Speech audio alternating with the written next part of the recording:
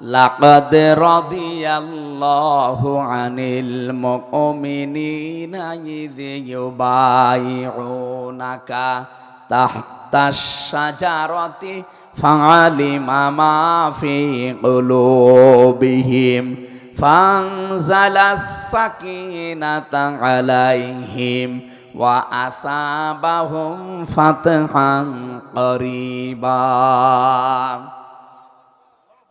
এবার একটা একটা করে বলছি মিলান। আল্লাহ শব্দ শুরুই করেছেন দুইটা তাকিদ দিয়ে, লাম একটা, কদ একটা, লাকদ। অবশ্যই আমি আল্লাহ, রাদিয়াল্লাহ, আমি আল্লাহ নিজে রাজি হয়ে গেছি, হব না, রাজি হয়ে গেছি। আনিল মুমিনিনা, এই মুমিনদের উপরে, তাহতা শাজারাতি, এই গাছের নিচে যারা, ইউবাইউনাকা, আপনার হাতে যারা হাত দিয়ে বায়াত গ্রহণ করছে, বায়াতে রিদওয়ান বলা হয়। আমি আল্লাহ এই বায়াতের ওপরে, এই শপথের ওপরে এত বেশি খুশি হয়ে গেছি, কারণ আমি দেখতে পাচ্ছি ফাআলিমা মা ফি কুলুবিহিম, ওরা যে কথাগুলো আপনার হাতে হাত দিয়ে বলছে এগুলো ওদের মনের কথা, লোক দেখানোর জন্য না, ওরা মন থেকে বলছে। ফানসালাস সাকিনাতা আলাইহিম, আমি আল্লাহ প্রশান্তি নাযিল করলাম তাদের ওপরে। ওয়া আসাবাহুম ফাতাহান করিবা, তাদেরকে আমি একটা সুনিশ্চিত এবং নিকটবর্তী বিজয়ের সুসংবাদ দিলাম। কয়টা উপকারের কথা শুনলেন? এক নম্বরে, এই মানুষগুলোর উপরে আমি আল্লাহ অলরেডি রাজি হয়ে গেছি। দুই নম্বরে, ওদের মনের যে কথা, এই কারণে আমি আল্লাহ প্রশান্তি নাজিল করছি। তিন নম্বরে, ওদেরকে একটা সুনিশ্চিত এবং নিকটবর্তী বিজয়ের সুসংবাদ দিচ্ছি।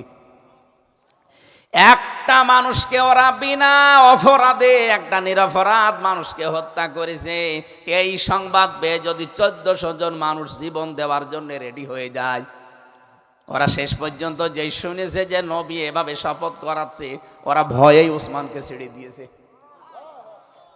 আজ 15.5 বছরে একজন দুইজন না, কত নিরপরাধ মানুষকে এরা বিচারের নাম নিয়ে হত্যা করলো বলেন? এই কথা বলছেন? বিচারের নাম নিয়ে প্রহসন করে কতগুলো মানুষকে এরা হত্যা করলো, কত মানুষকে গুম করলো, কত মানুষকে খুন করেছে, কত মানুষকে আয়না ঘরে নিয়ে শেষ করে দিয়েছে। আমিও 10 দিন যেখানে ছিলাম, আমারে মাঝে মাঝে বলতো, এই যে পানির নালা দেখেন, আমরা মানুষকে কারেন্ট শট দিয়ে মেরে ফেলি, এরপরে এখান থেকে ভাসিয়ে দেয়, মাছের খাবার হয়ে যায়। আমি নিজে দেখেছি ওই জায়গাগুলো মাটির নিচে সব। তার মানে বহু মানুষকে ওরা ওই জায়গায় মাছের খাবার বানিয়েছে। আর মাছ কি, রাতের বেলা দেখতাম এত বড় বড় মাছ, মানুষ খেয়ে ফেলবে। কারেন্টের শর্ট দেওয়ার পরে মানুষ যখন গলে যায়, তখন ওই নালা দিয়ে ওই কারেন্টের ভেতরে দিয়ে দেয়, মাছে খেয়ে কয়েকদিন পরে বলবে যে আর খবর নেই। আর কিছু মানুষকে যদি ক্রস ফায়ারের নাটক করে মারতে চায়, দেখতাম রাত 2টা 1টার সময় আসে 4-5 জন মুখ বান্দা, কি আপনারা কারা, চলো। কোথায় জানি না, সঙ্গে সঙ্গে চোখ বেঁধে ফেলে, হাত পেছনে বেঁধে গাড়ির ভেতরে তুলে নিয়ে কালো গ্লাস চারিদিকে লাগিয়ে দেয়, তাড়াতাড়ি করে গাড়ি টান। 4-5 জন নিয়ে যে কোথায় যাচ্ছে, সারা রাত ঘোরায়, শুধু ঘোরায় ঘোরায়।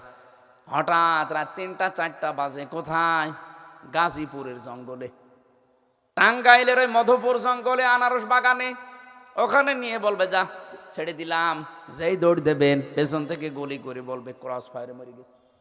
এইটা ছিল দেশে, আমি নিজে দেখেছি। আমার সামনে কত মানুষকে ওরা নিয়ে গেছে, নিখোঁজ, আর পাওয়া যায়নি। মাঝে মাঝে জিজ্ঞাসা করতাম, ভাই আপনি কয় বছর আছেন? ও নিজের নামও ভুলে গেছে, জানে না। কেউ 2 বছর, 5 বছর, 7 বছর, আমি 14 বছরের লোকও পেয়েছি। তাও তো আমি তো মিনিটাই ছিলাম, আর বিগটা তো আরো বড়, যেটা আর্মিরা চালাতো তো DCFI, ওটা আরো বড়, আর আমি তো ছোটটাই ছিলাম। জিজ্ঞাসা করলেও নিজের নাম বলতে পারে না, খালি তাকিয়ে থাকে, কারণ ওর নাম তো কেউ ডাকে না। আজ 5 বছর, 7 বছর, 8 বছর একটা মানুষ পড়ে আছে, এদিকে 3.5 হাত, এদিকে 1.5 হাত, একটা জিন্দা কবর। সকালবেলা কয়টা ছোলা দিয়েছে, তো পচা ছোলা। দুপুরবেলা 1 মুঠ ভাত দিত, তা মনে হচ্ছে কেউ মাখিয়ে দিয়েছে, আবার পায়ের সাথে চেন লাগানো। এই যে শুয়ে থাকা শাটফাট হয়ে, এটা যে কত বড় নিয়ামত আমি এখন টের পাচ্ছি।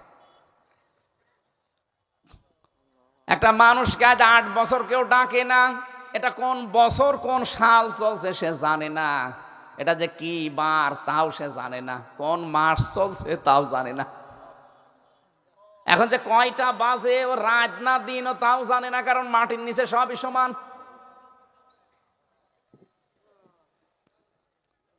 এত বড় বড় নখ হয়ে গেছে এক একজনের, চুল দাড়ি গোপ, যদি প্রথম দেখেন আপনার ভয় লাগবে, মনে হয় জঙ্গল থেকে আসতেছে। রেখে দিয়েছে 1-1.5 বছর, 2 বছর, 5 বছর, কেউ জানে না দুনিয়ায়। কেউ কেউ তো একদম দেওয়ালের সাথে নখ দিয়ে খুশিয়ে খুশিয়ে লিখে রেখেছে, নখও তো একেবারে বেলেটের মতো ধারালো, এত বড় বড় নখ হয়ে গেছে, লিখে রাখতো খুশিয়ে খুশিয়ে ভাঙা ভাঙা অক্ষরে, যে ভাই কেউ যদি বাইরে যেতে পারেন এই নাম্বারটা জানাবেন যে আমি বেঁচে আছি। আর হাসিনা বলে যে আমি কি করেছি, আপনি কি করেননি, কি বলেন তো, কি করেননি? আমি তো ছোট জীবনে বলছি কি করেননি সেটা বলেন, যে আমি এটা করিনি। আপনার জন্য কত মানুষ বিধবা হয়েছে জানেন আপনি? কত মানুষ এখনো পর্যন্ত হাসপাতালের বেডে কাতরাচ্ছে। প্রায় 34,000 মানুষ বিভিন্ন অঙ্গ প্রত্যঙ্গ হারিয়ে ফেলেছে, কারো এক হাত নেই, কারো এক পা নেই, কারো অন্ডকোষ উঠে গেছে, কারো এক চোখ নেই, কারো 2 চোখই নেই। আর আপনি বলেন আমি কি করেছি? 14 বছর একটা মানুষকে আটক করে রেখেছেন, কেউ জানে না দুনিয়ায় যে লোকটা বেঁচে আছে কিনা। ব্যারিস্টার আরমান 8 বছর পরে বের হলো, আমান আজমি ভাই আর 10 বছর পরে বের হলো, আর এখনো পর্যন্ত অনেকে জালেমের সাফাই গায়, বলে কি করেছে বুবু, যে পালিয়ে যাওয়া লাগবে, পালিয়ে যাওয়া লাগবে না, আর 5 মিনিট থাকতে বলতেন হত্যা করে ফেলত। কয়েকদিন আগে আপনাদের এই উপর দিয়ে যাচ্ছিলাম, এই যে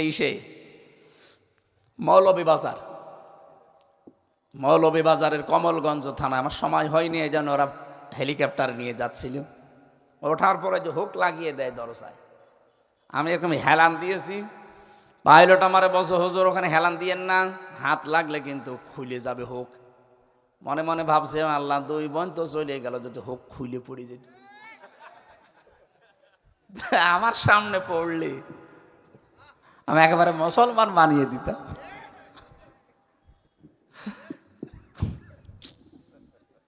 হাদিদ এই শব্দের কথা আমি বলছিলাম এই কারণে, নবীজি এরকম নরম মানুষ, রাহমাতাল লিল আলামিন, সে কি শক্ত হয়ে গেছে। একটা নিরপরাধ মানুষ ওরা মেরে ফেলবে, মানে দরকার 1400 জন মানুষ জীবন দেব, মদিনায় যাব না, ওদের প্রতিশোধ নিয়ে বাড়ি যাব। আজ বাংলাদেশে 18 কোটি মানুষ যদি আমরা এই প্রতিজ্ঞাবদ্ধ হতে পারতাম, এখনো পর্যন্ত নিরপরাধ কত মানুষ জেল খাটতেছে। এটিএম আজহারুল ইসলাম আজ 17 বছর জেলে বিনা কারণে। আব্দুল সালাম পিন্টু ভাইকে ছেড়ে দিয়েছেন, তারেক জিয়া সাহেবের বন্ধু গিয়াসউদ্দিন মামুনকে ছেড়ে দিয়েছেন 17 বছর পরে। সব উনিও তো 17 বছর আছে। আমরা চাই নিরপরাধ মানুষকেও ছেড়ে দেওয়া হোক। কথা বলেন না কেন? বলেন না, ওনার উপরে বিচার ব্যবস্থায় কিসের বিচার? সব ওদের বানানো, ওদের নিজেদের সাক্ষী বানানো, নিজেদের বিচারপতি বানানো, নিজেদের পিপি বানানো, প্রসিকিউটর বানানো, ও বিচার ব্যবস্থা পুরাটা বানিয়েছে, রায়ও নিজেদের। ওদের চেহারা, আমি এই এটিএম আজহারুল ইসলামের সাথে 3টা বছর ছিলাম, মাঝে মাঝে লোকটাকে, মুরব্বী মানুষ, কি কষ্টে আছে। আমার তো মনে হয় অন্তত যাদের 70 বছরের উপরে বয়স হয়ে গেছে ওদের জেলে না রাখাই ভালো, কারণ যে কষ্ট পায় ওরা, আর কি করবে তারা? 70-75 বছর হয়ে গেলে ওদের আর কিছু করার থাকে? এক পা নেই, চলতে পারে না, একজনের সাহায্য ছাড়া টয়লেট যেতে পারে না, এরকম মানুষ পড়ে আছে আজ 10 বছর 20 বছর। এটিএম আজহারুল ইসলাম কেঁপে কেঁপে বাড়ায় দেখতাম, কারণ এই 17 বছর এক ঘরে বসে আছে। আমরা চাই নিরপরাধ মানুষ, 19 সহ যারাই আছে বাংলায় 1,10,000-এর উপরে মানুষ জেল খাটতেছে। অধিকাংশগুলো কিছু যারা দাগি আসামি তাদের বিচার ব্যবস্থা করে, কিন্তু সাধারণ মানুষ যেগুলো আন্দাজে এই রাজনৈতিক প্রতিহিংসার শিকার, তাদেরকে ছেড়ে দেওয়া হোক। এই ভয়তে ছেড়ে দিত এতদিন।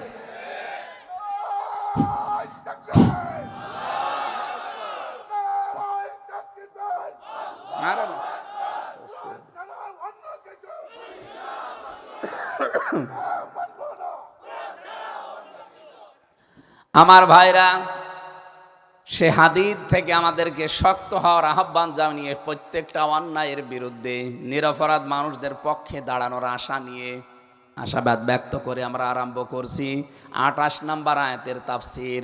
ইয়া আইয়ুহাল্লাযীনা আমানু, ওহে যারা ঈমানের দাবি করো, ইত্তাকুল্লাহ, আমি আল্লাহকে ভয় করো।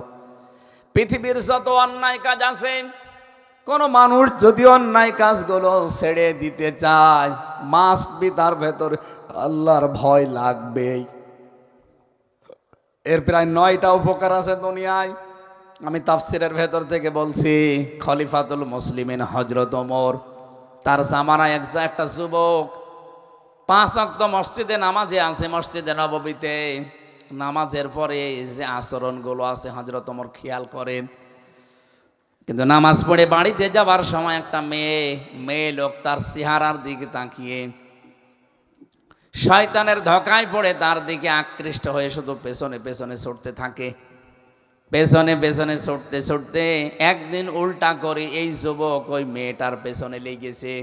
যেতে যেতে একেবারে বাড়ির সামনে যাওয়ার পরে কোরআনে কারিমের আয়াত তার একটা মনে পড়েছে, ফাওয়াসালাহুমা শাইতানু লিয়ুবদিয়া লাহুমা মা বুরিয়া আনহুমা মিন সাওআতিহিমা وقال ما نهاكما ربكما عن هذه الشجرة إلا أن تكونا ملكين أو تكونا من الخالدين। একটা মনে হওয়ার সঙ্গে সঙ্গে ওখান থেকে ফিরে এসেছে। বাড়িতে আসার পরে নিজের বাড়ির দরজায় হঠাৎ করে পড়ে অজ্ঞান হয়ে গেছে। লোকজন তাকে মাথায় পানি দিয়ে বাতাস দিয়ে যখন হোশ ফিরিয়েছে, তার বাবাকে খবর দিয়েছে। ডাক দিয়ে বলে, কি তুমি এরকম সেন্সলেস হয়ে গেলে কেন? পুরা ঘটনা শুনিয়েছে যে আমাকে বারবার ডিস্টার্ব করতো, আমি আজকে উল্টা করে ডিস্টার্ব করতে গেছি। যে তার বাড়ির সামনে যাওয়ার পর একটা আয়াত আমার মনে এসেছে। আয়াতের বাংলা হচ্ছে, হযরতে আদম এবং হাওয়াকে জান্নাতের ভেতরে শয়তান একটা ধোঁকা দিয়েছিল।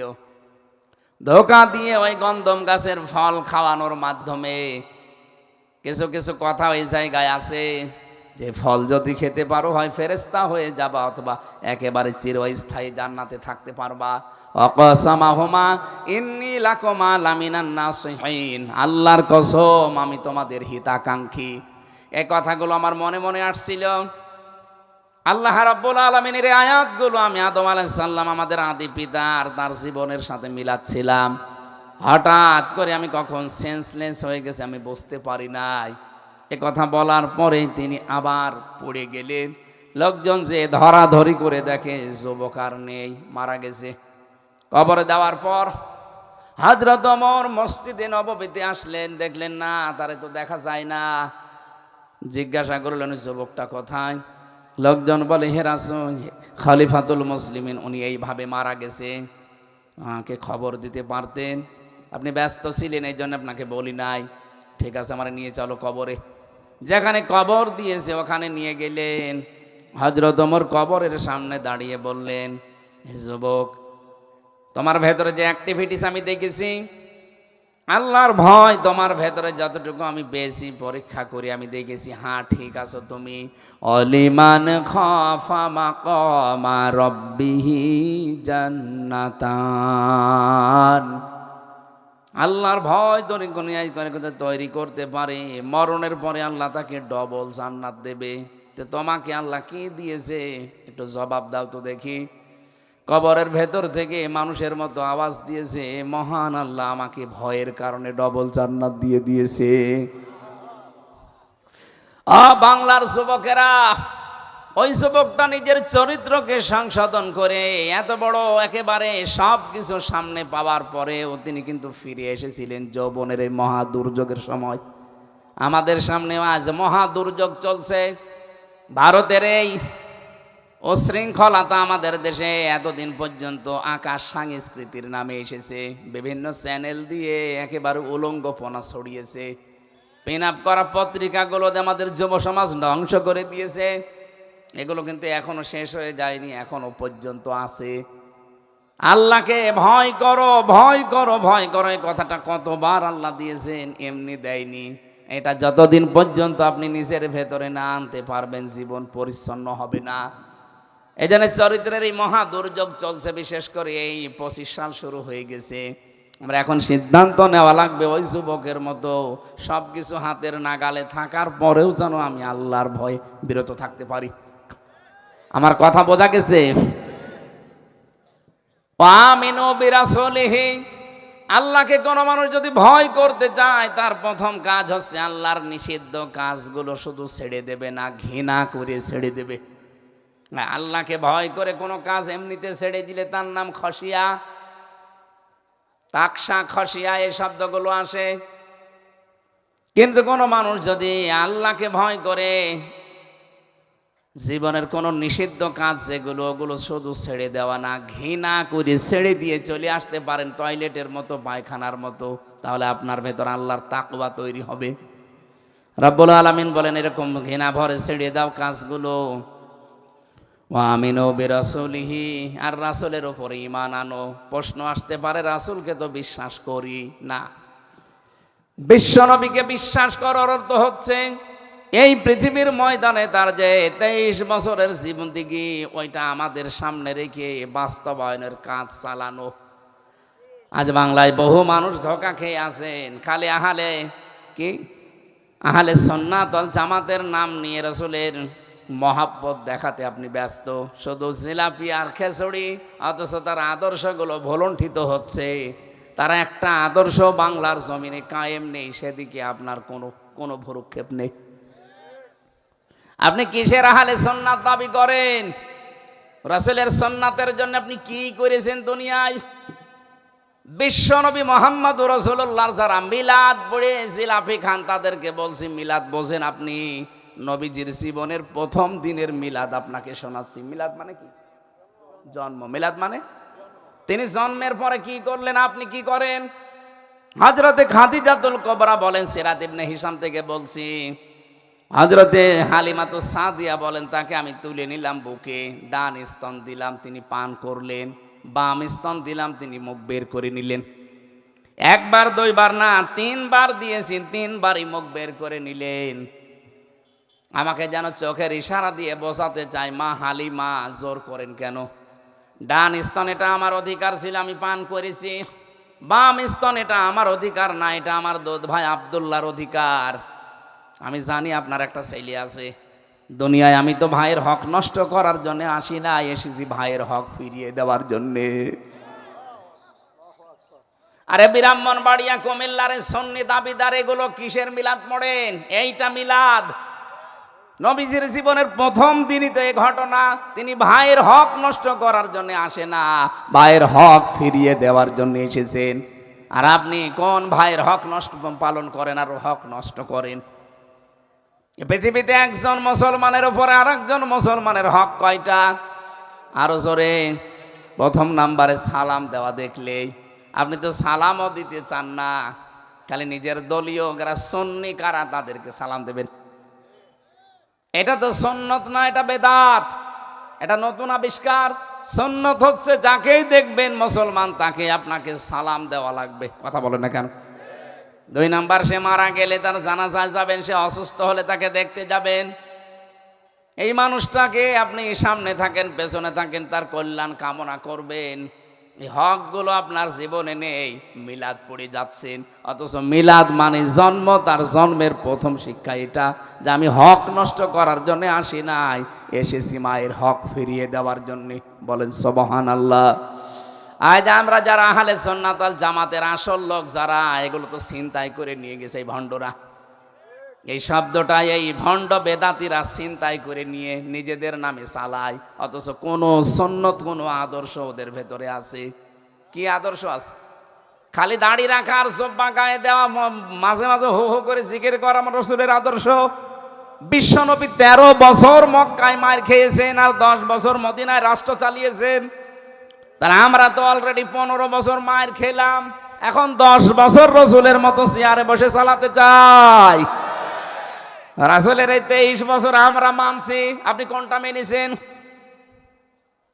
ওয়া আমিনু বিরাসূলিহি, রাসূলের উপরে ঈমান আনা মানে এইটা। তার এই 23টা বছর তিনি যা করেছেন আপনার জীবনেও পাওয়া যাওয়া লাগবে। 3 বছর নবীজি জেলে ছিলেন, আমি অন্তত মেনেছি। কি আমার মতো হাজারো মানুষও মেনেছে 3 বছর, 5 বছর, 10 বছর জেল খাটা হয়ে গেছে, সুন্নত আমার আদায় শেষ। আর তাহেরি ভাইকে পুলিশে ধরতে গিয়েছিল, ছাতা দৌড় দিয়েছে, বলে সন্নি বলে তুই অন্তত 3 বছরে ফাঁসির কন্টেন্ট ছেলে থেকে দেখ, সুন্নতটা আদায় হবে। ও মাঠের ভেতর দিয়ে, বিলের ভেতর দিয়ে দৌড়িয়েছে। আর ওই পুলিশের উপর আমার রাগ হচ্ছে, কি পুলিশও ধরতে পারল না।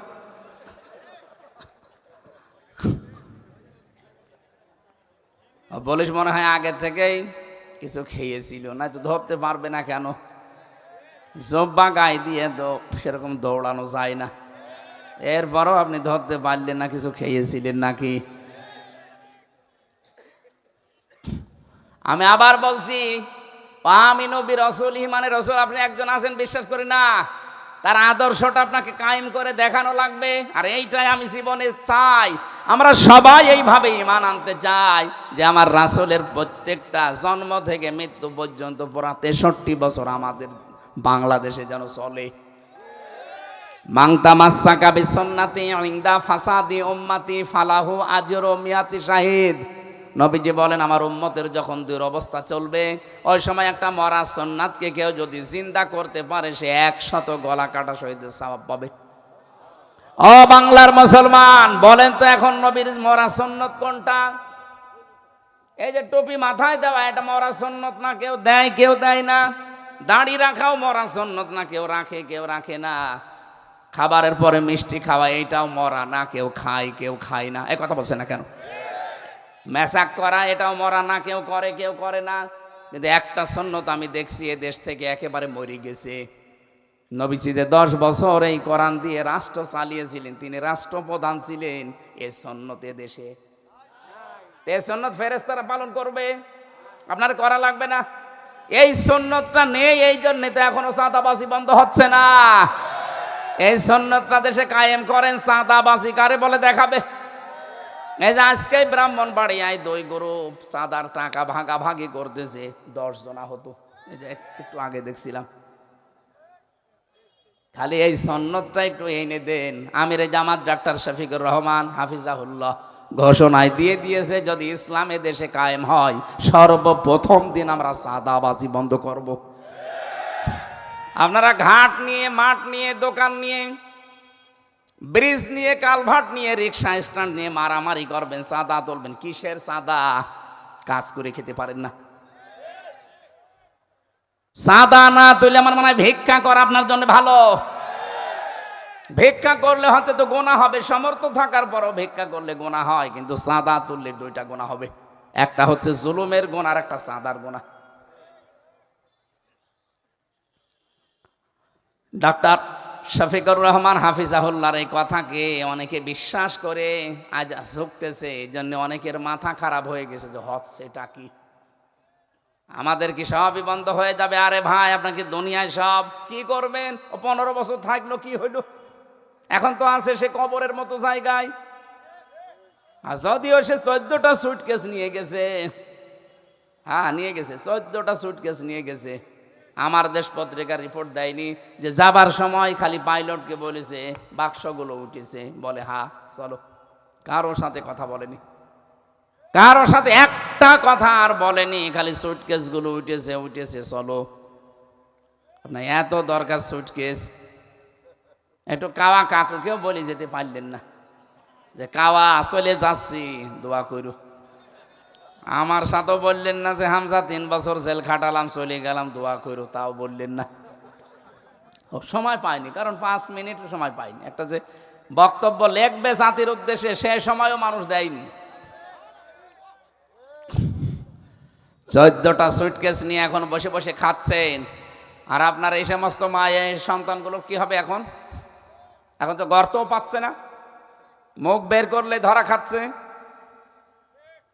কারো ফাঁদে পা দিয়ে, উস্কানিতে ফা দিয়ে চাঁদাবাজির পথে যাবেন না। গোয়েন্দাদের খবর রাখেন, আমি বড় বড় গোয়েন্দা বাংলাদেশে যারা আছে খবর রাখছি, তারা কিন্তু নখ দর্পণে রেখেছে এই দেশটা একেবারে হাতের মুঠায়। কোথায় কে কি করছে, এই যে নারায়ণগঞ্জে বন্দরে কয়েকদিন আগে চাঁদাবাজি করতেছে, ধরা খেয়েছে। গাইবান্ধায় এক জজের কাছে 50 লাখ টাকা চাঁদা দাবি করিস, তারে আজকে ধরেছে। আপনি কি শুরু করেছেন? সব কিন্তু ওনাদের নখ দর্পণরা দেখতে আছে দেশটা আসলে কারা ভালোবাসে। এতদিন যাদের নামে ট্যাগ দিয়ে উল্টা পাল্টা বদনাম দিয়েছেন, তারা এখন বুঝতে পারছে বাংলার মানুষ যে এরা আসলে এই 5 তারিখের পর থেকে তাদের একটা চাঁদাবাজির কোনো মামলা নেই।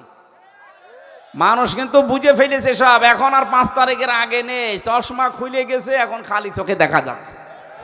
এই জন্য সবাই সতর্ক থাকবেন, আপনার কারণে যেন একটা দল নষ্ট হয়ে না যায়।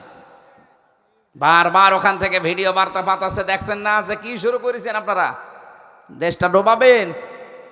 আপনি টের পাচ্ছেন না বাস্তবতা। আমি এই যে রিমান্ডে থেকে এগুলো দেখেছি, ওদের হাতে সব। আমি এখান থেকে বাড়ি যাব কুষ্টিয়া পর্যন্ত, এটা একটা আশ্চর্য। ওই সময় তো ভাবি নাই, এখন জানছি যেটা আশ্চর্য। যে যা করছেন সেখানেই করছেন, সব কিন্তু ওরা দেখতে পাচ্ছে ওদের জায়গায় বসে বসে। এত উন্নত এখন, এই জন্য সাবধান ভাই। আর কার জন্য কি করবেন আমি তো বুঝে পাই না। কি করবেন কি না, 10 বছর 20 বছর থাকলেন, তারপর তো মাটির নিচে যাওয়া লাগবে। কি করবেন ওই সময়? আপনার কাছে ফেরেশতারা যে বাটাম পড়া দেবে। এই জন্য রাসূলের আদর্শ এখন মরা সুন্নত। এটা 10 বছর নবী চালিয়েছেন রাষ্ট্র, 1 বছরও বাংলাদেশ চলে না। আর আপনি ইয়া নবী এটা নিয়ে আসেন।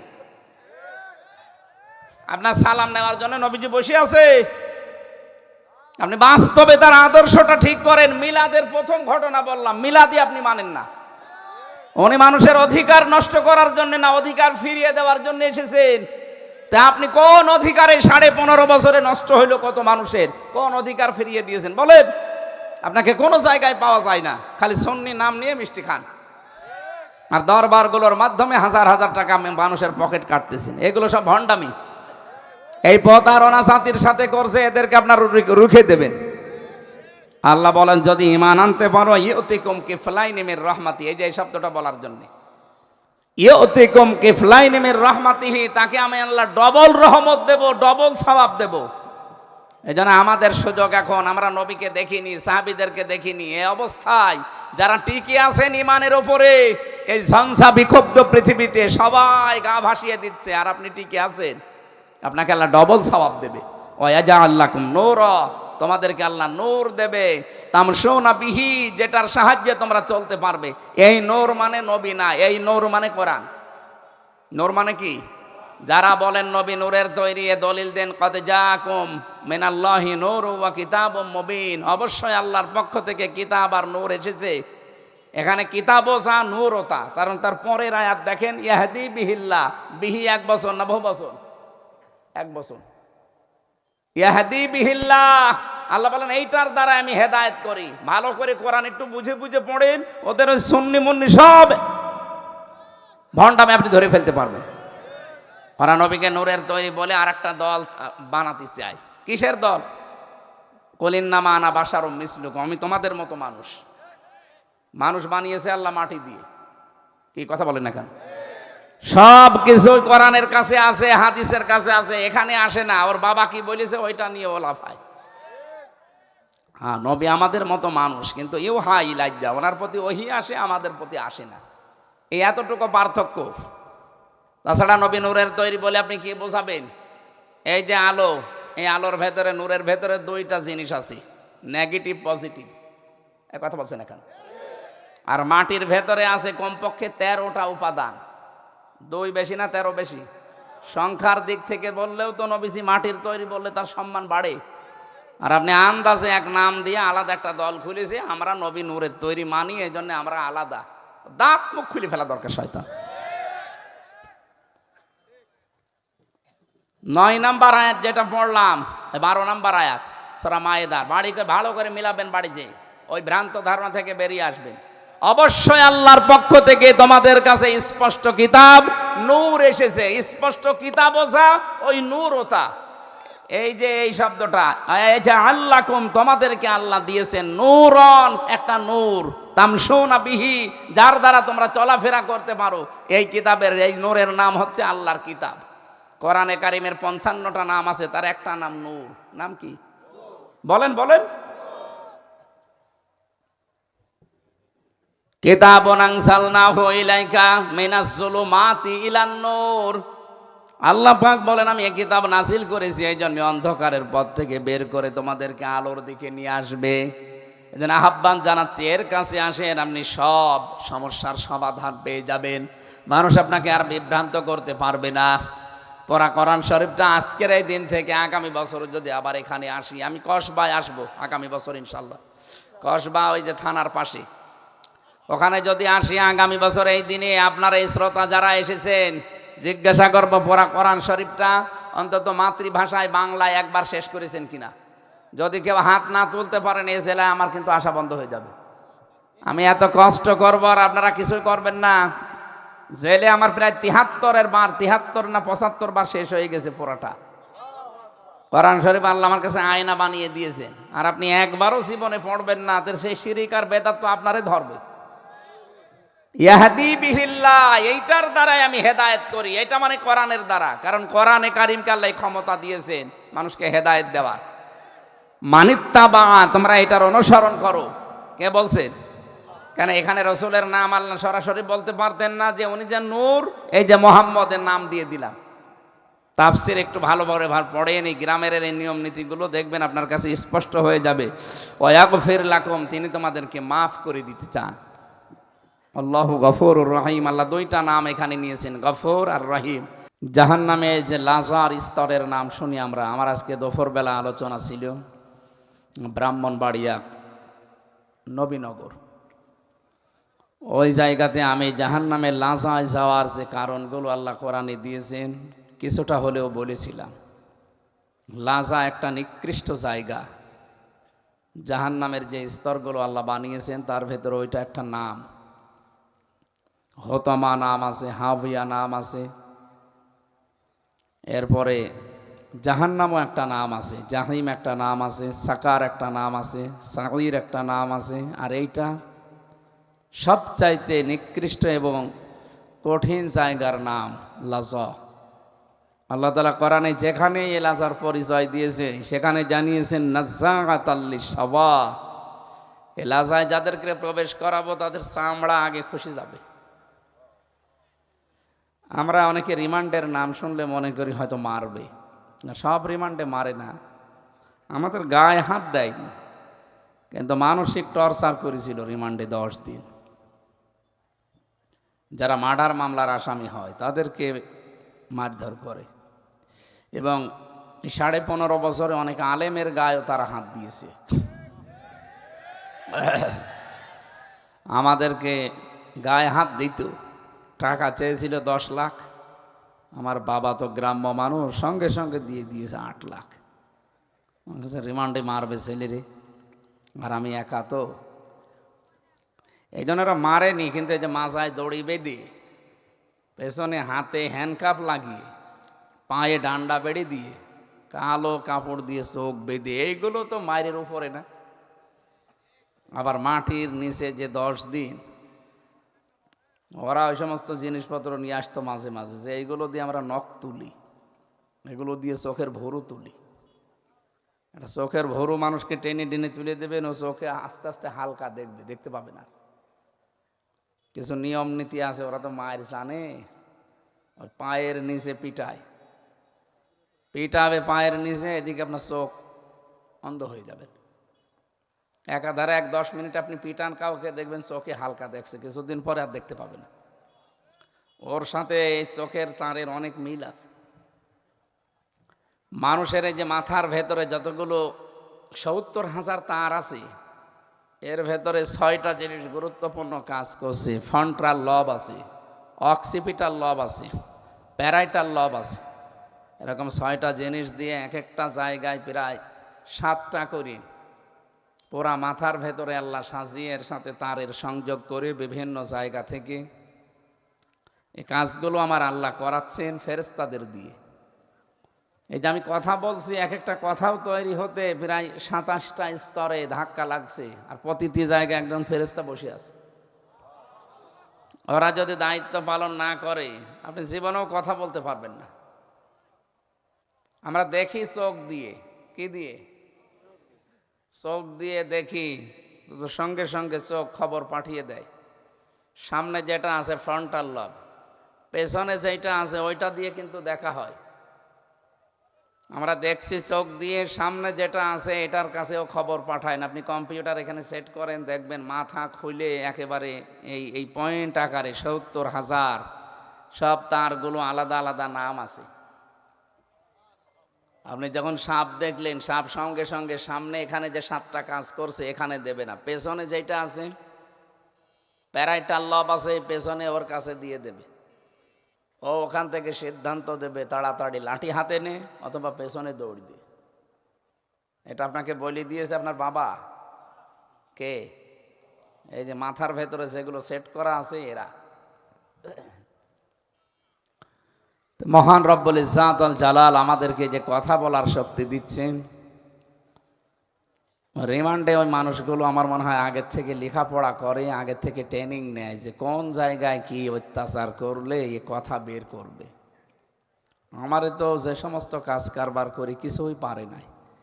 শেষ পর্যন্ত আমারে বলেছিল যদি এগুলো না বলেন, আমরা যা লিখে দিলাম আদালতে যদি না বলেন, জামাত ইসলামের বিরুদ্ধে, ছাত্র শিবিরের বিরুদ্ধে, ছাত্রী সংস্থার বিরুদ্ধে, আকিজ গ্রুপে চাকরি করতাম আমি, ওদের খতিব ছিলাম, ওদের বিরুদ্ধে এবং দেশের বিরুদ্ধে এইগুলো বলা লাগবে। আমরা যে 12-13টা লাইন লিখে দিয়েছি, খালি আপনি যে বলবেন যে এই কথাগুলো আমার, না এত মিথ্যা কথা বলতে পারবেন না, এ তো সবই আপনাদের বানানো কথা। শেষে আমারে বলেছে যদি না বলেন তাহলে আপনার বউ তুলে নিয়ে আনবো। আমার ম্যাডামের ওই সময় 7 মাস বাচ্চার বয়স, ও তো অসুস্থ হয়ে পড়ে আছে। এখন ওরে যদি ওই অবস্থায় তুলে নিয়ে আসে বলেন তো। শেষ পর্যায়ে বললাম আর কি, আমার তো এখন আর কিছু করার নেই, আমি এখন অসহায়।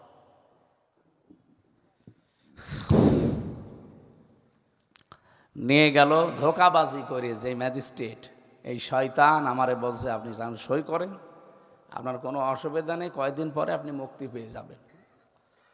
আপনার নিচে আপনার বাবা মা, আপনার স্ত্রী সন্তান এসেছে, ওরা সব কান্নাকাটি করছে, আপনি তাড়াতাড়ি করেন। শয়তান যে ধোকাবাজি করেছে আমি ওই সময় বুঝি না, আর 164 তখন জানতাম না। ধোকা দিয়ে বোকা বানিয়ে আমার এই সই করে নিল, পড়তেও দিল না, বলছে আপনার পড়া লাগবে না, কি পড়বেন, সব ভালো ভালো কথা লেখা আছে। সই করে দিয়ে চলে গেলাম। পরে শুনলাম যে ও এমন এমন কথা লিখেছে যেগুলো মনে হয় ফাঁসি দেওয়ার কথা।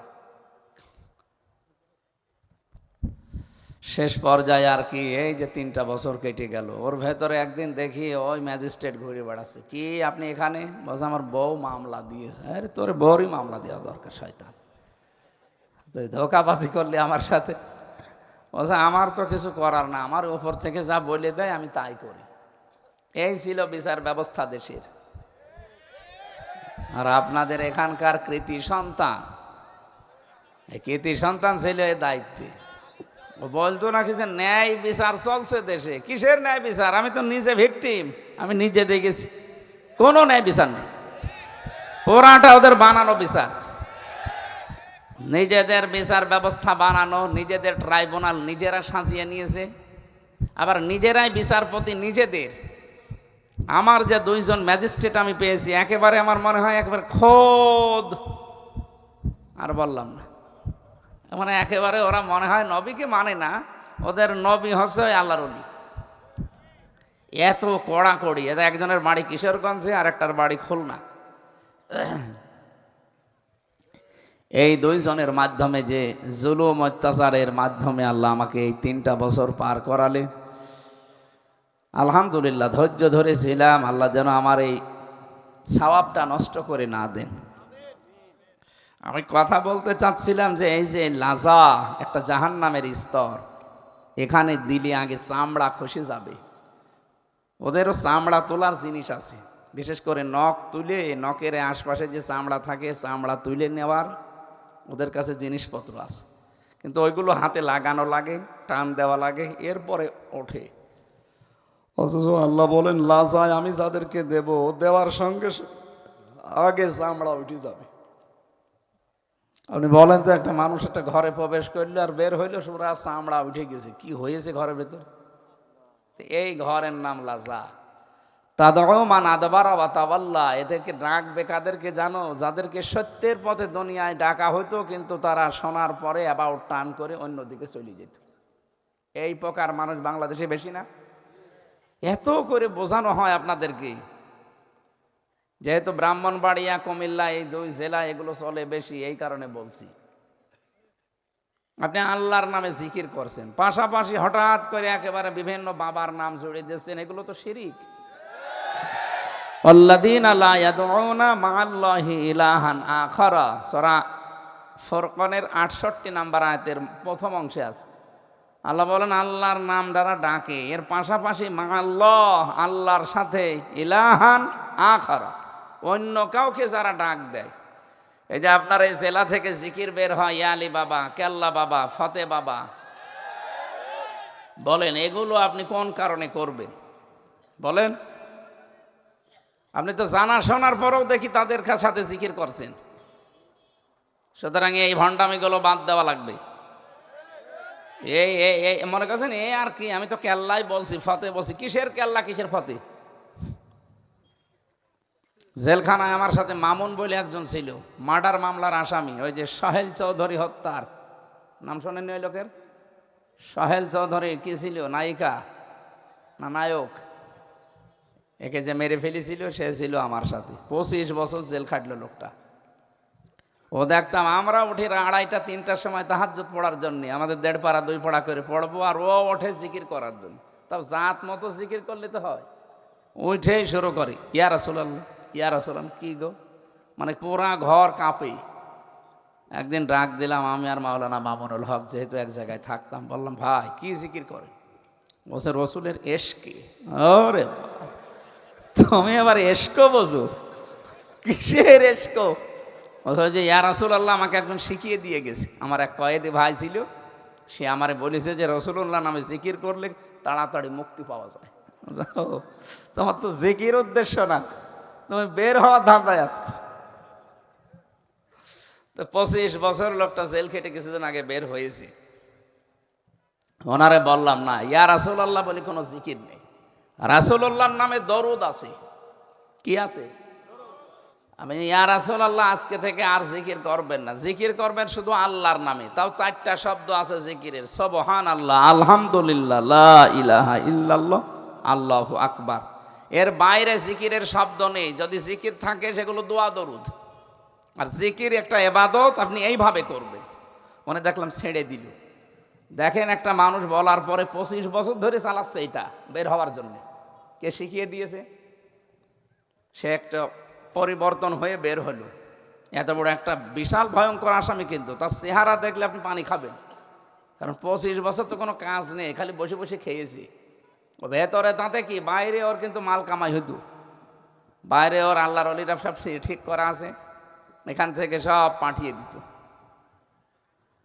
তো এই লোকের যে সেরকম ষাঁড়ের মতো লম্বা, এইরকম মোটা চেহারা দেখলে আমার ভয় লাগতো মাঝে মাঝে। তো একে পরিবর্তন করার জন্য শুধু একদিন ওয়াজ করেছিলাম, ও পাল্টিয়ে গেছে। আর আপনাদেরকে আমরা এই আয়াত দিয়ে একেবারে গলিয়ে খাওয়া যে আল্লাহর সাথে অন্য কাউকে ডাকবেন না। ওরা নাই, ওদের ব্যবসা করার জন্য ডাকে, ওদের কাজ নেই কাম নেই, কি করবে? একটা দরবার ধরে রেখেছে কিছু মানুষকে জাহান্নামে নেওয়ার জন্য। ওরা জাহান্নামে যায়, যাক, ওদের সাথে আপনি যাবেন? সত্যি কথা বলছি, আয়াতের পরের শব্দ 69 নাম্বার আয়াত। কারা আলেম থাকলে জিজ্ঞাসা করেন। ইদাফ লাহুল আযাব ইয়াউমাল কিয়ামা। আল্লাহ বলেন এইরকম আল্লাহর নামের সাথে অন্য কারো নাম জুড়ে যারা জিকির করে তাদের শাস্তি হবে ডবল। কয়টা? আর আমার আজকের তেলাওয়াত কিন্তু আয়াতে আছে, ইউতিকিম কিফলাইনি মির রাহমাতিহি, দ্বিগুণ সওয়াব আল্লাহ আপনাদেরকে দেবেন। এই আয়াতটা যদি মানতে পারি আমরা, তাহলে প্রথমটা হচ্ছে আল্লাহর সাথে অন্য কাউকে যদি কেউ জিকির করেন তার শাস্তি হবে কয়টা? না না, আপনি হচ্ছে না, জোরে বলেন কয়টা? সুতরাং ওদের সাথে এরকম বানানো কোনো জিকির করে আপনি জাহান্নামে যে ডবল শাস্তি পেতে চান? আল্লাহ আমাদের এখনই যেন বাঁচি, এক্ষণে আমরা বাঁচতে চাই। সাহাবা একরামের চরিত্র ছিল সামি'না ওয়া আতা'না, শুনলাম মেনে নিলাম। কিন্তু আমরা উল্টাপাল্টা, আমরা শুনি সামি'না ওয়া আসাইনা, শুনলাম কিন্তু মানতে পারলাম না। আপনি যদি মানতে না পারেন তাহলে কোরআন হাদিস নিয়ে বসেন। আমি যা বলছি একটা কথাও বাইরে যাবে না। আমি তো দেখেছি বড় বড় স্কলাররাও বলছে ওরা সব বানানো জিকির বানিয়েছে ইসলামটা ধ্বংস করার জন্য। নাম নিয়েছে সুন্নি। কিসের সুন্নি? ওরা বেদাতি। ইসলামের যত নিয়ম, নতুন নতুন নিয়ম পাবেন সব ওদের ভেতরে। মাজার নিয়ে পড়ে আছে, কবর নিয়ে পড়ে আছে। লা তাত্তাখিদুল কুবুর মাসাজিদা, কবরকে সেজদার জায়গা বানিও না। অথচ বেশিরভাগ মাজারের দিকে তাকান যে মানুষ সেজদায় পড়ে আছে। শুধু সেজদা দিলে তো হয়? নারী পুরুষ এক জায়গায় জেনা পর্যন্ত করে।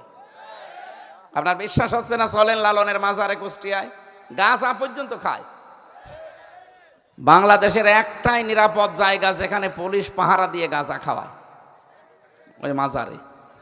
কি আল্লাহর ওলির মাজার যে সেখানে গাঁজা খাওয়া হয়, আবার পুলিশ পাহারা দিয়ে বসে খা। আমরা আছি, কোনো অসুবিধা নেই। সারা বাংলাদেশ মিলে আপনি যেই কয় মন গাঁজা না পাবেন, লালনের মাজারে তার চাইতে বেশি গাঁজা পাওয়া যাবে। যেখানে এরকম জেনা ব্যভিচার হয়, যেখানে মানে ধর্মের নাম নিয়ে অধর্ম পালন করা হয়, আপনি এইরকম জায়গায় যাবেন কোন কারণে? এতটুকু তো আল্লাহ শেষ করে দেয়নি, পরের শব্দ তো বড় কঠিন। ইয়াখলুদ ফীহি মুহানা, তাদেরকে আল্লাহ অপমান করে জাহান্নামে ফেলবে, তাও স্থায়ীভাবে, কোনোদিন আর বের করবে না। সুতরাং এদের সাথে এই বানানো জিকিরে আর নিজেরা কোনোদিন শামিল হবেন? কেউ করলে মানুষকে বোঝান যে এটা ভাই ইসলাম না। ওগুলো দরবার ঠিক রাখার জন্য ওরা বানিয়েছে। আগেকার আল্লাহর ওলির দরবার যেগুলো আমরা জানি, সেখানে মানুষ গেলে কোরআন শরীফ তুলে দিত, যে এই কোরআন পড়েন, হাদিস পড়েন, আপনারা আল্লাহকে পেয়ে যাবেন। আর এখন একটা দরবার দেখান তো সেখানে গেলে কোরআন তুলে দেয় না, নেই। এখানে গেলে আগে জিকির দেয়, তা হচ্ছে জাত জিকির না, ওই যে ইয়া রাসূলুল্লাহ ইয়া রাসূলুল্লাহ জিকির দেয়, হো হো এ সমস্ত আন্দাজে জিকির করে। চট্টগ্রামে একবার ওই ছাত্র বয়সে যখন মাস্টার্সে 16 সালে ওই জায়গায় গেছি, ওই শয়তান কি মরে গেছে? এই নজিবুল বশর মাঝ ভান্ডারি মরেছে, আলহামদুলিল্লাহ। কোরআনের পাখি শহীদ আল্লামা দেলাওয়ার হোসাইন সাইদি রহমতুল্লাহ আলাইহির নামে এই শয়তান মামলা দিয়েছে। আর একটা আছে, এই যে মনে হয় কুমিল্লা না চাঁদপুরে বাড়ি, রেজাউল হক চাঁদপুরের রেজাউল হক মজভণ্ডারি। সারাটা জীবন যে লোকটা কোরআনের প্রচার করে গেল 50টা বছর পৃথিবীর বিভিন্ন রাষ্ট্রে, আর তার নামে দিয়েছে সে নাকি ধর্মীয় অনুভূতিতে আঘাত দিয়েছে। শয়তান বিশ্বাস করবে? কিন্তু এই যে সাক্ষী যারা দিল তারা তো বিশ্বাস করেছে। যদিও আমি এই জন্য বলছি সব বানানো, এদের বিচার ব্যবস্থা বানানো, এদের বিচারক বানানো, ম্যাজিস্ট্রেট বানানো, এদের মামলার আয়ু পর্যন্ত ওদের নিজেদের, পিপি পর্যন্ত ওদের। আমাদেরকে একটা উকিল দাঁড়ায় খালি নাম কাওয়াজতে, ওর কথা কেউ শোনে না। এইরকম অবিচার করে করে মানুষের জীবনটা নষ্ট করে দিয়েছিলেন। বিশেষ করে আলেমদের উপরে যে কড়াকড়ি করতো, বাইরে যেরকম ভেতরেও এরকম। বাংলাদেশে আকিস গ্রুপের নাম শুনেছেন আপনি, বললাম। ওনাদের এখন যশোর খুলনা অঞ্চলে মাহফিল চলছে আজকে 3 দিন ব্যাপী। গতকাল আমি ছিলাম ওখানে। আজকে ডক্টর মিজানুর রহমান আজহারি এবং শাইখ আহমদুল্লাহ ভাই আছে ওখানে। 3 দিনে 6 জন আলেমকে দেখলাম। প্রথম দিন মাওলানা মামুনুল হক এবং আব্দুল হাই সাইফুল্লাহ। দ্বিতীয় দিন ওই যে সেই ছোটো হুজুরটা ছিল আমার সাথে কালকে, রফিকুল ইসলাম মাদানি। ওখানে 6 জন আলেমের 3 জন আমরা জেল খাটা পার্টি, আর 3 জন তারাও জেলেই আছে। কারণ বাইরে যারা ছিল ওরা জেলেই ছিল, জেলে ছিল না? কি কঠিন অবস্থা পার করছিলাম আমরা। এ কঠিন মুহূর্ত আল্লাহ পার করে দিয়ে হেদায়েতের মতো বিশাল একটা নিয়ামত সামনে আমাদেরকে আল্লাহ দিতে চাচ্ছে। হেদায়েত মানে কিন্তু বিশাল জব্বা গায়ে দিয়ে পাগড়ি মাথায় দেওয়া না। হেদায়েত মানে কোরআনে কারিম কায়েম হওয়া। মান ক্বারাআল কোরআনা ফাস্তাযহারাহু, যে ব্যক্তি কোরআন পড়ে আর কোরআনকে বিজয়ী করার জন্য চেষ্টা করে, সেই চেষ্টায় এখন বাংলাদেশের মানুষ আমার মনে হচ্ছে আছে। সারা দেশের অবস্থায় কিন্তু একই, আপনাদের এলাকা জানি না, সারা দেশে আমি ঘুরছি। আগে 100 জনের মাত্র 15 জন মানুষ চাইতো এ দেশে কোরআনের বিধান কায়েম হোক, এখন 100 জনের 58 জন মানুষ চাচ্ছে কোরআন কায়েম হোক। আর কিছুদিন চাইতে দেন, অনেক জালেম অনেক মুনাফিক কিন্তু বুঝে ফেলেছে যে ভাব তো ভালো না, হ্যাঁ এ মাত্র 4 মাসের ভেতরে 15 থেকে 58 হয়ে গেছে, আর কিছুদিন হলে তো আমাদের শয়তানি করাই বন্ধ হয়ে যাবে। এই জন্য অনেক শয়তান এখন উঠে পড়ে লেগেছে, না আর কিছু দরকার নেই, তাড়াতাড়ি আমাদের চেয়ার দিন। 2732 জন মানুষ জীবন দিয়েছে আপনাকে চেয়ার দেওয়ার জন্য, তারা বৈষম্য দূর করার জন্য এই দেশে জীবন দিয়েছে, কথা বলেন। সুতরাং বৈষম্য দূর করে সংস্কার এখন চলছে অলরেডি। আমরা চাই যারা দায়িত্বে আছেন একটা সম্মানজনক সময় নিয়ে তাড়াতাড়ি সংস্কার করেন। 1628টা চেয়ার ছিল এই দেশে, একটা চেয়ারেও যেন জালেমরা না থাকে, সবগুলো থেকে ওদেরকে নামান। নতুন যারা বৈষম্যের শিকার ছিল এতদিন, আপনার কারণে যারা উপরের চেয়ারে উঠতে পারে নাই। আপনাদের এই লোকের বক্তব্য একদিন শুনছিলাম, উনি বলছে আপনারা এই ভগবানের কাছে কিছু চাচ্ছেন, আমার জন্য কিছু চাই, এটা বলছিল না? এই কথা বললে তার ঈমান থাকে? আল্লাহ যেটা পারে ওইটা অন্য কেউ পারে, এই বিশ্বাস করার নাম শিরিক। আর শিরিক যারা করে তারা মুশরিক। মুশরিক মরে গেলে বিনা হিসাবে বিনা বিচারে জাহান্নাম। এগুলো সব আমি বানিয়ে বললাম। আল্লাহ যা পারে ওইটা অন্য কেউ পারে, বিশ্বাস করার নাম শিরিক। শিরিক যারা করে তারা মুশরিক। মুশরিক মরে গেলে কোনো বিচার নেই, হিসাবও আল্লাহ নেবে না। ইন্নাহু মাই ইউশরিক বিল্লাহ ফাকাদ হাররামাল্লাহু আলাইহিল জান্নাহ ওয়া মাওয়াহুন নার। যারা শিরিক করে তাদের জন্য জান্নাত হারাম আর জাহান্নাম ওয়াজিব। যেন এই লোকটা যে শিরিক করেছে এ আবার ফতোয়া নেওয়া লাগবে? তার নিজের মুখের কথা না, যা আপনারা চাচ্ছেন ভগবানের কাছে আমার জন্য কিছু চাবেন। আরে ভগবান আপনাকে কি দেবে? বললাম না আল্লাহ যেটা পারে ওইটা অন্য কেউ পারে, বিশ্বাস করলে আপনি মুশরিক হয়ে যাবেন। ফসলে বরকত হয়, আর তাদের নেত্রী এই কথা শোনায় যে মা দুর্গা গজে চড়িয়ে এসেছে, এই জন্য ফসলের বরকত হয়েছে। তাহলে দলের নেতা নেত্রী যারা মুশরিক, ও অনুসারীগুলো এরকম মুশরিক, এই জন্য এরকম কষ্ট দিতে। আমার মনে হয় 3 বছরে আমি যাদের পেয়েছি, আমার এই ফাঁসির কন্টেম সেলের সামনে 24 ঘন্টা 2 জন করে বসিয়ে রাখত, সিসি ক্যামেরা দিয়ে 2 জন। তা মুসলমান দিলে তো হয়, দেবদুলাল, সুব্রত, অসিত কুমার, রায় ঘোষ, এই মানুষ তো সব মুসলমান, এদেরকে বসিয়ে রাখতো। ওর কাছে তো আর আলেম জালেম নেই, আর এমনিতে ও তো আলেমদের ওপরে এমনি তো খেপা। আর এরকম মানুষ দেখে দেখে আমাদের এই ডিউটিতে পাঠাতো। তার কাছে না যায় একটা যায় নামাজের কথা বলা, না যায় একটু অজু করবো ভাই বলা, ও তো অজু বোঝে না। এই কঠিন অবস্থা থেকে আমি বলছিলাম না, হেদায়েতের সর্বোচ্চ পর্যায় চূড়া হচ্ছে কোরআনে কারিম কায়েম হওয়া। যেহেতু সামনে এরকম একটা ব্যবস্থা আমরা দেখতে পাচ্ছি, আর আল্লাহ দেখাবে ইনশাআল্লাহ। আমি এই জন্য বলছি সূরা কাসাস 5 নাম্বার আয়াতটা একেবারে মনোযোগ সহকারে বাড়ি যেয়ে পড়বেন। আমি আশা করছি এ দেশের 100 জনের 100 জন যদি পড়ে 100 জনই ঘুরে আসবে। وَنُرِيدُ أَن نَّمُنَّ عَلَى الَّذِينَ اسْتُضْعِفُوا فِي الْأَرْضِ وَنَجْعَلَهُمْ أَئِمَّةً وَنَجْعَلَهُمُ الْوَارِثِينَ। আল্লাহ পাক বলেন, আমি একটা ইচ্ছা করলাম, ফেরাউনের ওই জামানায় একটা দলকে ফেরাউন একেবারে কোণঠাসা করে রেখেছিল। ও তো এমনিতেই মানুষকে দলে বিদলে বিভক্ত করে করে ছোট ছোট দলে দলে ভাগ করে রেখেছিল। আর বাংলাদেশেও আমরা দেখলাম এই লেডি ফেরাউনেরও কাজ একই, আমাদেরকে সব দলে দলে বিভক্ত করে রাখে। এ দেখে দেখেন এখন টুপিওয়ালাদের ভেতর মানুষ যত, তার সাথে দল বেশি।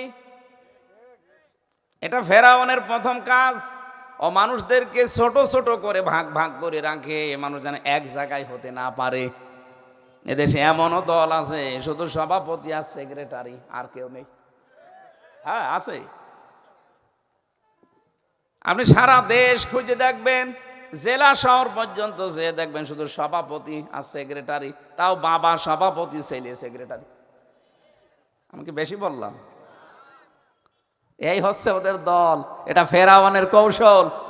ও মানুষকে দলে দলে দলে দলে ভাগ ভাগ করে রাখে, মানুষ জানে এক জায়গায় হলে তো একটা শক্তি হয়ে যাবে। দ্বিতীয় নম্বরে ওই একটা দলকে টার্গেট নিয়েছিল, সেটা মুসা নবীর দল। ওই দলকেও কোণঠাসা করে অত্যাচার জুলুম নির্যাতন করে একেবারে কোণঠাসা করে রেখে দিয়েছিল, তারা কথা বলতে পারতো না। অথচ আল্লাহ বলেন আমি একটা ইচ্ছা করলাম। ইচ্ছা করছে কে? অনরিদু আন্না মন্না।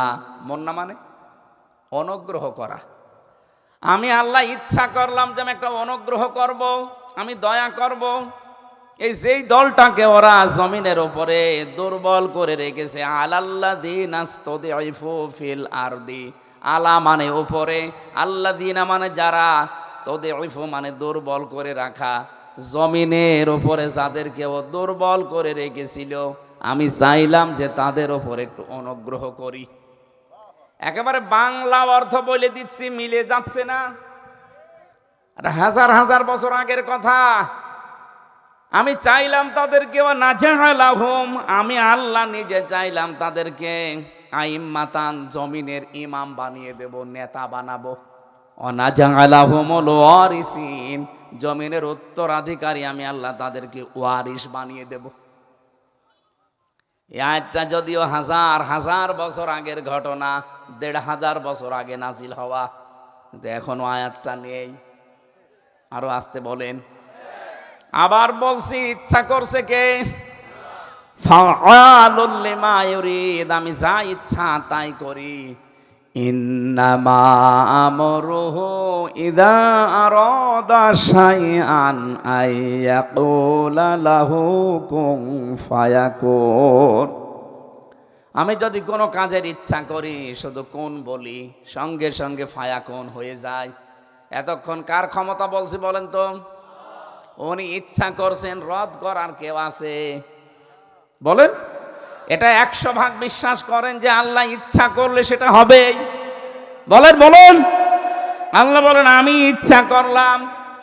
ওই জামানায় ওই দুর্বল যে দলটা, কণ্ঠাস আছে দলটা হয়েছিল, তাদেরকে আমি জমিনের নেতা বানাবো, শাসন ক্ষমতা দিয়ে দেব। কেন দেব জানেন? অনুমাক্কিনা লাহুম ফিল আরদ, জমিনে তাদেরকে শাসন ক্ষমতায় বসাবো।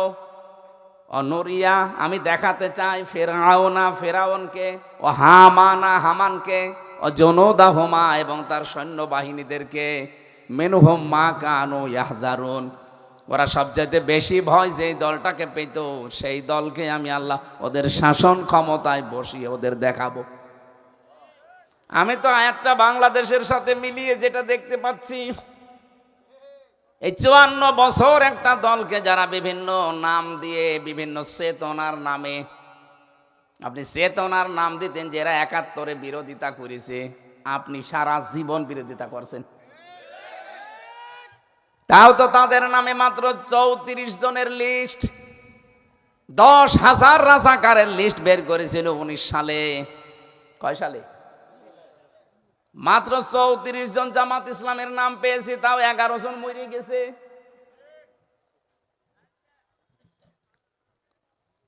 আর বাকিগুলো সবই তো আপনাদের ভেতরে। বলেন আপনি কোন কারণে এই গালি, এই চেতনার নাম দিয়ে দাবিয়ে রাখতে চান? জনগণ এখন বুঝে ফেলেছে, এই জন্য এই জিনিস আর খায় না। যাদের ভেতরে ৮,০৬০ জন রাজাকার, যারা তালিকা করেছে তাদের ভেতরে ৮,০৬০ জন, আর বাকিগুলো অন্যান্য দলে বিভক্ত, যাদেরকে এই তকমা লাগিয়ে মানুষের কাছ থেকে এতদিন বিরত রেখেছিলেন কোণঠাসা করে। বলেন তো তাদের মাত্র ৩৪, তার ভেতরে ১১ জন মরে গেছে, ৩ জন জেলে আছে, ১৪ জন। বাকি কয়জন থাকে? তাও তো আপনাদের বানানো। যেহেতু এই মিথ্যা চেতনার নাম দিয়ে এখন আর কেউ খাচ্ছে না, আল্লাহ বলেন আমিও আল্লাহ ইচ্ছা করলাম এই দুর্বল দলটাকে একটা এই জমিনের ওপরে আমি আল্লাহ নেতা বানাবো। আল্লাহ ঠিক সারা দেশের দিকে তাকান, মানুষ এখন দলে দলে ইসলামে প্রবেশ করছে।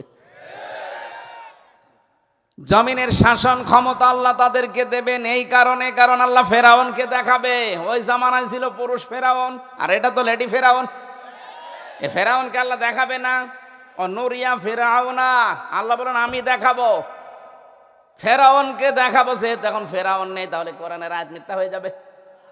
ফেরাউন আছে কিন্তু পুরুষটা নেই, লেডিটা আছে। লেডিকে দেখাবো আমি। ও সারা জীবন মানুষকে ধোকা দিয়ে বোকা বানিয়ে রেখেছে। যাদেরকে ভয় পেয়েছে সবচাইতে বেশি, তাদেরকে আমি আল্লাহ জমিনে বসাবো। আমার আল্লাহ মনে হচ্ছে আয়াতটা আমাদের সামনে দেখাবে। শুধু ফেরাউনকে না, হামানের নামও আল্লাহ দিয়েছেন, হামানা, হামানকেও দেখাবো। হামান এখন আছে। আমার মনে হয় এই যে আপনাদের এইখানে যেটা ছিল, এটা একটা হামানি। হ্যাঁ, এটা একটা হামান। হামানের কাছে এরকমই ছিল, খালি বুদ্ধি দিত। হামান খালি বুদ্ধি দিত ফেরাউনকে, ও শুধু বুদ্ধি দিয়েছে। আজকে দেখলাম বুদ্ধিতে এখন আর কাজ নেই, এখন সব উল্টিয়ে এখন দেখছে আর প্রতিষ্ঠা হওয়ার কায়দা এদেশে নেই। যা করেছি জনগণ তো সব বুঝে ফেলেছে। এখন আজকে দেখলাম সুর পাল্টিয়েছে, গতকালকের রিপোর্ট সুর পাল্টিয়ে ফেলেছে। আপনাদের আনিসুল হক, দরবেশ বাবা এবং পলক, তিনজনেই সব এখন দোষ হাসিনার।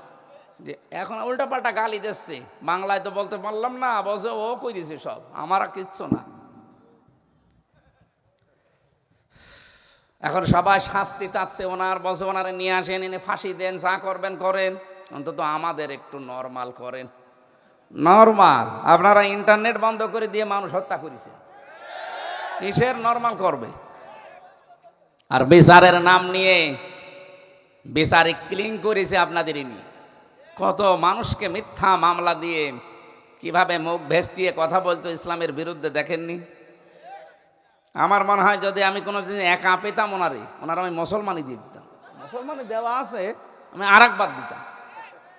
এই এত সমস্যা করে।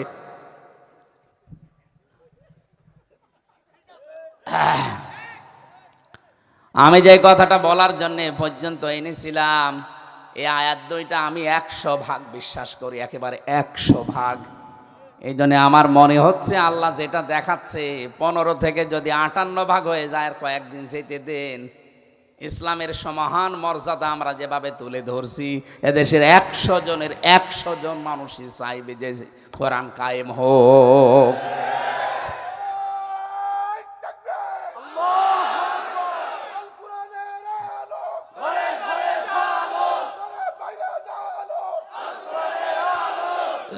আলহামদুলিল্লাহ, এটা যেন চর্ম চোখে আল্লাহ দেখে মরার তৌফিক দেন। আপনি আশ্চর্য হয়ে যাবেন যদি কোরআন এদেশে কায়েম হয়ে যায় না। মনে করবেন একটা মিনি জান্নাতে আছে। এখনো তো পৃথিবীর কোনো দেশে 100% কোরআনের আইন কায়েম। আফগানিস্তানে আছে, এখনো 100% হয়নি, কিন্তু আন্তর্জাতিক কিছু নিয়ম নীতি আছে, আসবে। আল্লামা সাইদি রহমতুল্লাহ আলাইহি, লন্ডনে ওরা একজন জিজ্ঞাসা করেছে, আপনি কি মনে করেন যে পৃথিবীর কোন দেশে 100% ইসলাম সর্বপ্রথম কায়েম হবে? উনি বলেছিলেন বাংলাদেশে। 100% পূর্ণাঙ্গ কোরআনের রূপ আমরা বাংলাদেশে প্রথম দেখব পৃথিবীতে। যেহেতু ওনার একটা স্বপ্ন আল্লাহ মিথ্যা হতে দেয়নি, উনি বলেছিল যা যা সবই আল্লাহ দেখিয়েছে। বলেছিল জালেমরা ইঁদুরের গর্ত পাবে না, ঠিক পাচ্ছে না। বলেছিল এখান থেকে নাড়া দেওয়া হবে, দিল্লি গিয়ে পড়বে, তাই পড়েছে। বলেছিল জালেমদের নাকের ডগার ওপরে পথ পথ করে কালেমার পতাকা উড়বে, সামনে আসতেছে ইনশাল্লাহ। 4 নাম্বার বলেছিল সর্বপ্রথম বাংলাদেশে কোরআনের 100% রাজ কায়েম হবে। আল্লাহ যেন এটা আমাদের চোখে দেখে মরার সুযোগ দেন। বড় আকাঙ্ক্ষা তামান্না।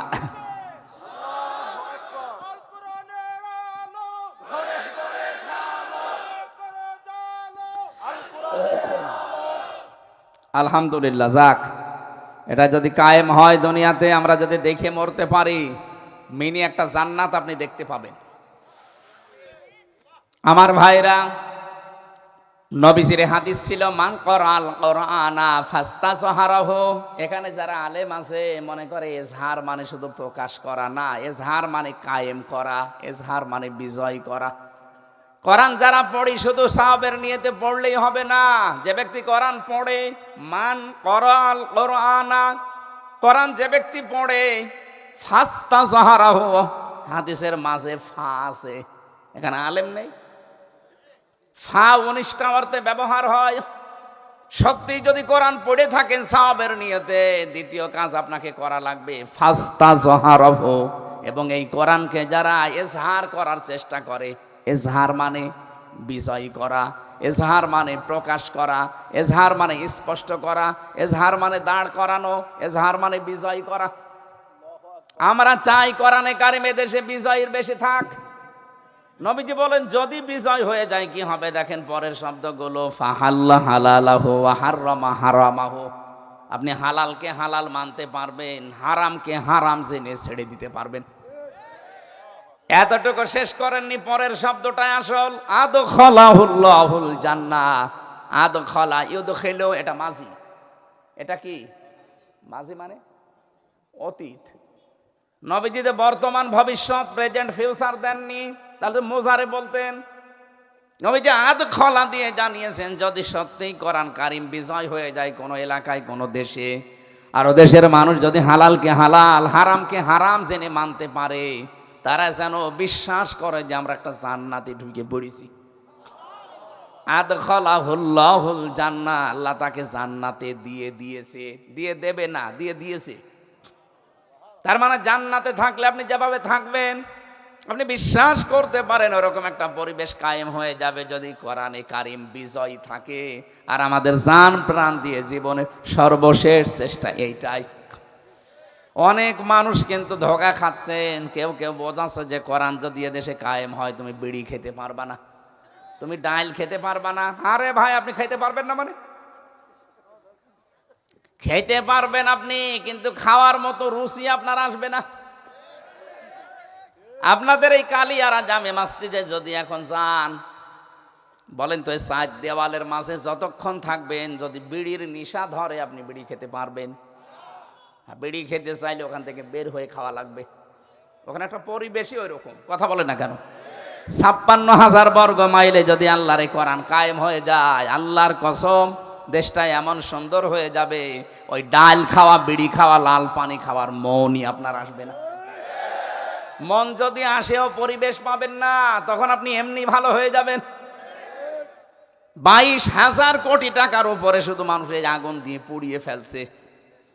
যদিও বিড়ির বিরুদ্ধে বলা ঠিক না আমার, কারণ আমি তো বিড়ি কোম্পানিতে আছি। আকিস বিড়ি না না, আমি ওনাকে বারবার বলেছি স্যার আপনারা এটা ছেড়ে দেন, দিয়ে খাবার বানান। মানুষের এই যে শরীরের ভেতরে যে খাবারগুলো লাগবে, এই খাদ্য তৈরি করেন, হয় বিস্কিট বানান, নয়তো যে পানি জাতীয় যা আছে এইগুলো বানান, এই জিনিস ছেড়ে দেন। ওনারা অলরেডি ছেড়ে ওটা বিক্রি করে দিয়েছে। 12,500 কোটি না কত টাকায় ওটা বিক্রি করে দিয়েছে আমেরিকা টোবাকো কোম্পানির কাছে। ওনারা এখন খাবার বানায়, 65 প্রকার খাবার তৈরি হয় আকিজ গ্রুপে। আমি মাত্র 8-9 মাস ছিলাম তাদের কাছে, তারপরেই তো জেলে 3 বছর। এরপরে এখনো ভালোভাবে যাইনি, আমি মাসে একবার যাই। চেষ্টা চালাচ্ছি ওনাদের মতো মানুষের একটা পরিবর্তন হয়ে যায়, একটা বিশাল বিপ্লব হয়ে যাবে। ওই সলিমদ্দি কলিমদ্দি পা ফাটার কাছে না যেয়ে ওই রকম একটা জিনিস ধরলে ভালো, কারণ ওদের আন্ডারে লক্ষ লক্ষ মানুষ শুধু কাজই করে। কি কথা বোঝেন? এই জন্য আমি জায়গা মতোই হাত দিয়েছি। একটা মানুষকে পরিবর্তন করে ফেলতে পারলে পোড়াটা, ওরা যদি এই জিনিসটা ছেড়ে দিয়ে খাবার তৈরি করে, আর এগুলো টাকা পয়সা যা, বাংলাদেশে 3 জন ধনী থাকলে তার ভেতরে আকিজ গ্রুপ একটা। এদের টাকাগুলো ইসলামের জন্য, মানবতার জন্য এমনি ওরা খরচ করে, তারপরও আমরা ওপেনভাবে তখন খরচ করতে পারবো। কারণ মানুষের হেদায়েত না আসলে আপনি পিটিয়েও তাকে কিছু নিয়ে আসতে পারবেন না। এই জন্য আমরা প্রথম শব্দে বলেছিলাম আল্লাহ আমাদেরকে হেদায়েত দিয়েছেন, এই জন্য অন্তত এই ময়দানে আজকে আসতে পেরেছি। বহু মানুষ আমাদের মতো ঘুরে বেড়াচ্ছে, যাদেরকে আল্লাহ দিলেন। আর একবার বলেন আলহামদুলিল্লাহ। সম্মানিত বাড়িয়ার লোকেরা, কোরআনে কারিম থেকে যে তথ্যগুলো আমরা বলার চেষ্টা চালিয়েছি, অল্প কিছু সময় হলেও বলেছি। আজকে কুমিল্লা শহরে জামাতের আমির যিনি ওখানকার, উনি দাওয়াত দিয়েছেন, আমার এখন যাওয়া লাগবে। 10:30 পার হয়ে গেছে। আগামীতে আবার আসলে কথা বলবো ইনশাল্লাহ। আল্লাহুম্মা আমিন।